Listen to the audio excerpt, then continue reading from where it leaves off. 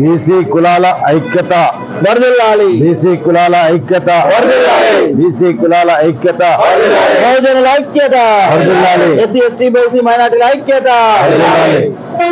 ఈరోజు నిజామాబాద్ జిల్లా నుండి, ముఖ్యంగా నిజామాబాద్ నగరం నుండి బెంగళూరులో జరిగే 11వ బీసీ మహాసభకు బయలుదేరుతున్నటువంటి బీసీ సంఘాల నాయకులకు, ముఖ్యంగా మన నిజామాబాద్ నగర మేయర్ గారికి, గ్రంథాలయ చైర్మన్ రాజిరెడ్డి గారికి, నరాల సుధాకర్ గారికి, ఆంజనేయులు సార్ గారికి హృదయపూర్వకంగా ధన్యవాదాలు తెలియజేస్తూ, బీసీ కులాల ఐక్యత కొరకు పోరాడుతున్నటువంటి నిజామాబాద్ నగరానికి సంబంధించినటువంటి అన్ని వర్గాల వాళ్లకు శుభాకాంక్షలు తెలియజేస్తూ, ఈరోజు మనం ఇక్కడ నుండి 70 మంది ప్రతినిధులను బెంగళూరు పంపిస్తా ఉన్నాం.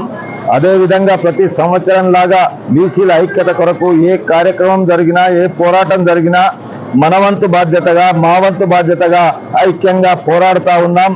మాకు విశ్వాసం ఉంది, తప్పకుండా రాబోయే రోజుల్లో మన డిమాండ్స్ ఏవైతే ఉన్నాయో, మన హక్కుల సాధనలో మనమందరం ఐక్యంగా అవి సాధించుకోవడానికి తప్పకుండా ప్రయత్నం చేస్తాం.